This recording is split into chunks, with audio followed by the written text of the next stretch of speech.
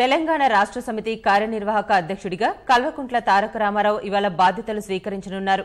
ఇప్పటికే కేటీఆర్ కు పార్టీ శ్రేణుల నుంచి అభినందనలు వెల్లువెత్తుతున్నాయి. బాధ్యతల స్వీకరణను పురస్కరించుకుని తెలంగాణ భవన్ కు పెద్ద ఎత్తున కార్యకర్తలు, అభిమానులు వచ్చి శుభాకాంక్షలు తెలపనున్నారు. ప్రభుత్వాధినేతగా రాష్ట్రాన్ని అభివృద్ధి పదంలో నడిపిస్తూ జాతీయ రాజకీయాల్లోనూ ముఖ్య భూమిక పోషించాలని భావిస్తున్న కేసీఆర్ పార్టీ సమన్వయ బాధ్యతలను కేటీఆర్ కు అప్పగించారు. పార్టీ కార్యనిర్వాహక అధ్యక్షుడిగా కేటీఆర్ నేడు 11:56 బాధ్యతలు స్వీకరించనున్నారు.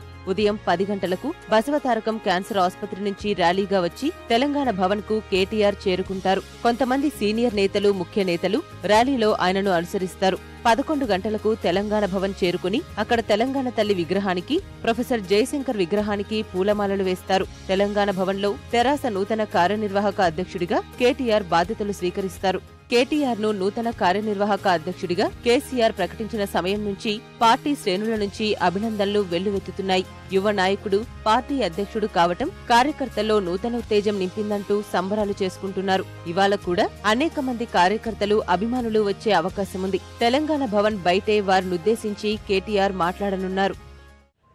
వర్కింగ్ ప్రెసిడెంట్ గా వారు ఎన్నికైనప్పటి నుంచి బ్రహ్మాండమైనటువంటి రెస్పాన్స్ కాబట్టి ముఖ్యమంత్రి గారికి, పార్టీ అధ్యక్షుల వారికి కూడా మరి ప్రత్యేకంగా కృతజ్ఞతలు తెలియజేస్తున్నాం. వర్తమాన రాజకీయాల్లో ఒక యువ నాయకుడు అయినటువంటి మరి కేటీఆర్ గారు వర్కింగ్ ప్రెసిడెంట్గా రావడం అనేది మరి రాష్ట్ర వ్యాప్తంగా కూడా కార్యకర్తల్లో నూతన ఉత్తేజాన్ని నింపింది. కాబట్టి తప్పకుండా అందరం కలిసి మరి అన్ని విధాలుగా చేదోడు వాదోడుగా ఉండి ఈ కార్యక్రమమే కాకుండా భవిష్యత్తు కార్యక్రమంలో కూడా మరి అందరి పాత్ర ఉంటుంది అని చెప్పి నేను ఈ సందర్భంగా తెలియజేస్తాను.